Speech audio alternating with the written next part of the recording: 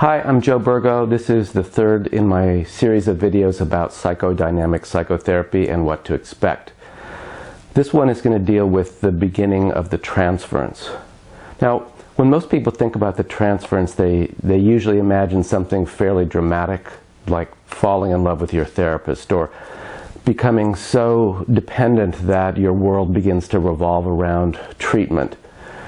Those things may happen. They don't necessarily happen, but they may happen later on in therapy. But in the beginning, the kind of things that I might observe as early manifestations of the transference might not seem to you like they were transference interpretations at all. Now, the relationship between therapist and client is unique in its own ways, but in many respects it's a relationship just like any other one. You're the same person coming into treatment as you are outside, and you're going to bring your characteristic ways of relating to other people and interacting with you into the room. And I'm going to be noticing ways that you react to me, interact with me, and using those to learn something about you and hopefully show you something about yourself that you might not have noticed before. Now, when I was thinking about this video, I decided that the easiest way to explain this was to give a lot of examples. So I've brought some examples of transference interpretations I've made recently in the last couple of months, the sort of things that I do regularly as part of my work. And I thought I'd discuss those examples and how I use them. So the first one is a guy who came in who was very depressed and was having thoughts about suicide. So he was in a lot of pain. But I noticed as we went on that he would tell me horrible things about his past, deeply painful things about what had happened to him in a kind of jokey, lighthearted sort of way. And he'd call me Doc and joke around quite a bit. So I pointed this out to him and talked about it as a way not only to keep me at a distance, but also a way he kept himself at a distance from his pain by being lighthearted about it, making it into more kind of a charming anecdote than something deeply painful. That's a simple example. Another example is a guy who came in who was having a lot of trouble in his marriage. And he spent a lot of the first sessions explaining to me what a horrible person he was. And I eventually said to him, "It seems to me like you're trying to convince me that you're really a bad person and that you ought to be punished."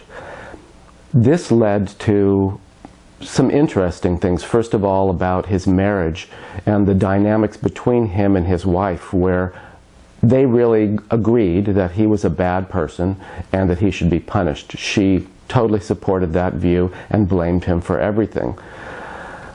It also led us to some greater understanding of his own conscience, the brutality and kind of black and white nature of it, that it was very punitive. He was just bad and there was nothing to be done about him. He just had to be punished. The third example is a young woman who came in who was quite depressed. She wasn't cutting herself at the time of treatment, but that had been an issue in the past.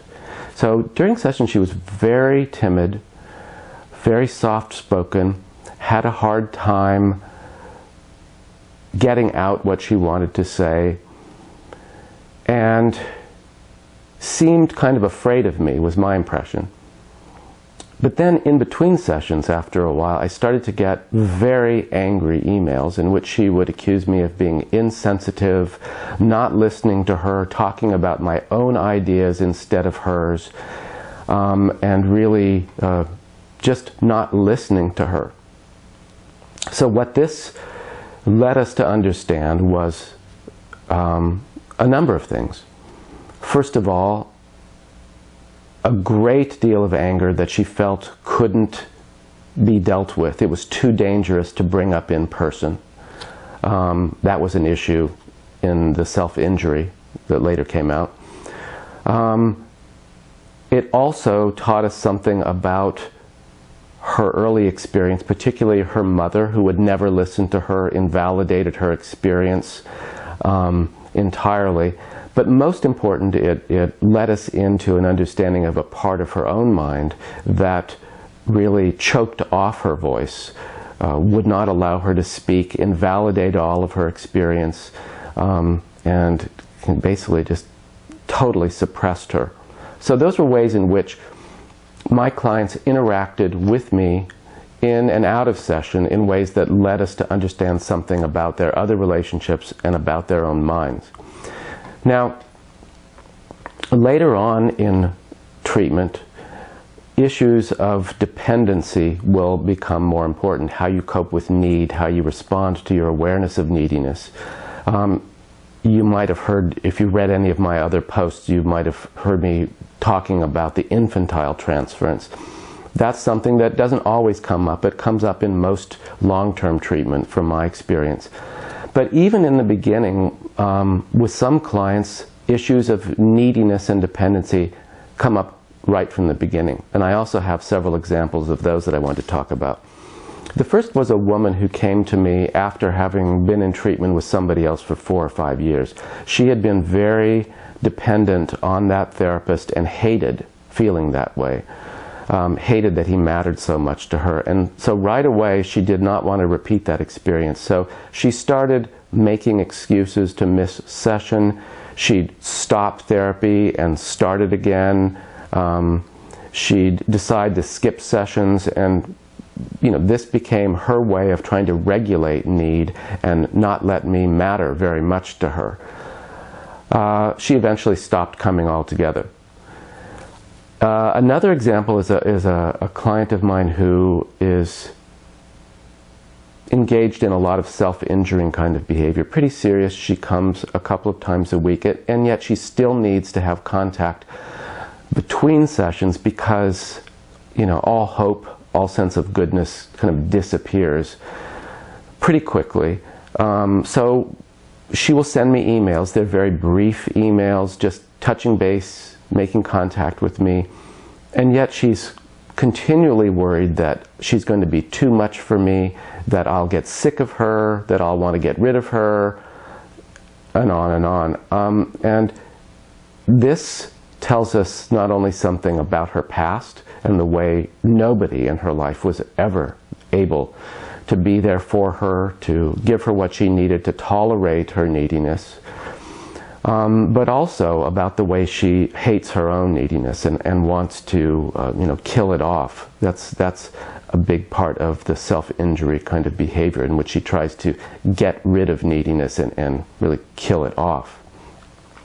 The third example is a man who has come in for kind of bipolar type issues. If you've seen my video on bipolar disorder, he fits that profile pretty clearly.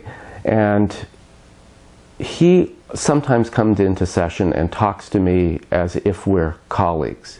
He said, I feel like I'm in the room with another therapist and that we're talking about him, that other guy over there who's our patient, and we have to, discuss what to do about him.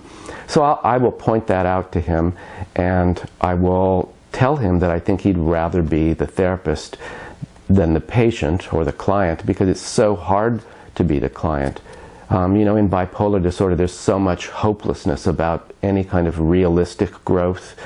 This fear that the damage is so severe that you can't really hope to ever grow in a realistic way or develop little by little over time. And the only way to do anything is magically, manically, to become, better all at once, or to become the therapist. Just be the therapist rather than to be dependent, needy in therapy over a long period of time.